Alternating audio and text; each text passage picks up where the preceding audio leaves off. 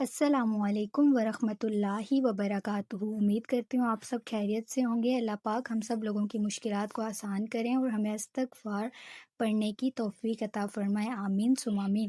آج کی اس ویڈیو میں آپ کو استغفار سے ہونے والے میریکل کی سٹوریز بتاؤں گی۔ میری ماں کی وہ چمکتی ہوئی انگوٹھی جو ہمیشہ میری انگلی سے نہیں اترتی تھی، اچانک غائب ہو گئی۔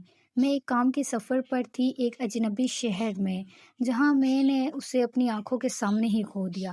500 میل کی دوری پر میری زندگی کے سب سے قیمتی یاد ایک کچرے کے ڈھیر میں کھونے لگی تھی۔ ایئرپورٹ کی بھیڑ میں، ہوٹل کے کونے کونے میں اور ہر ممکن جگہ تلاش کرنے کے باوجود میرا دل سنسان ہو گیا۔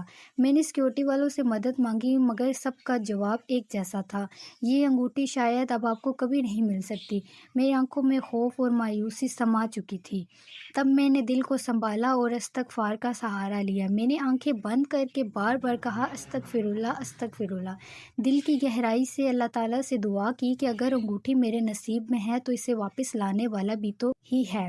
2 دن بعد جب میں نے اپنے گھر پہنچ چکی تھی، موبائل کی گھنٹی بجی۔ اسکرین پر ایک شخص کا نمبر تھا۔ کانپتے ہوئے فون اٹھایا تو دوسری طرف ایک ڈیلیوری ڈرائیور کی آواز آئی: کیا آپ کی کوئی قیمتی چیز کھو گئی ہے؟ اس کے ہاتھوں میں وہی انگوٹھی تھی جو ایک سامان کے ڈبے کے نیچے ملی تھی۔ حیرت انگیز بات یہ تھی کہ انگوٹھی میں میرا نام لکھا ہوا تھا اور اسی کی مدد سے وہ مجھ تک پہنچی تھی۔ یہ میرے لیے ایک معجزہ تھا جو صرف استغفار کی طاقت سے ممکن ہوا تھا۔ جب کچھ کھو جائے تو اسے صرف ہاتھوں سے نہیں، دل سے بھی ڈھونڈیں، استغفر اللہ کہیں اور دیکھیں کہ کیسے معجزات آپ کے دروازے پر دستک دیتے ہیں۔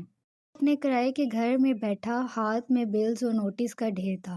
اس کے چہرے پر گہری فکر تھی کیونکہ اس کے سر پر لاکھوں روپے کا قرضہ تھا۔ ہر طرف سے راستے بند نظر آ رہے تھے، کہاں جائیں اور کس سے مدد مانگے۔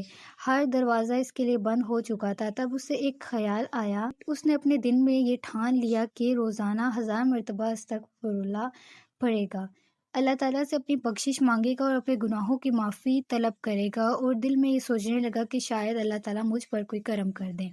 شروع میں کمی آئی، تھکن لگی، لیکن وہ مسلسل کرتا رہا، دعا میں دل لگا کر خود کو پرسکون کرنے لگا۔ صرف ایک ہفتہ گزرنے کو تھا کہ اچانک اس کا فون بج اٹھا۔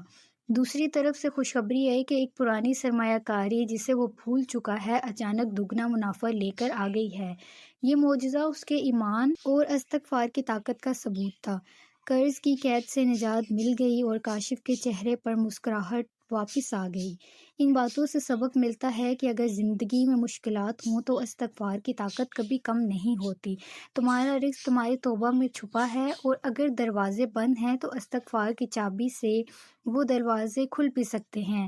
بس صبر اور یقین کے ساتھ دعا کرتے رہیں۔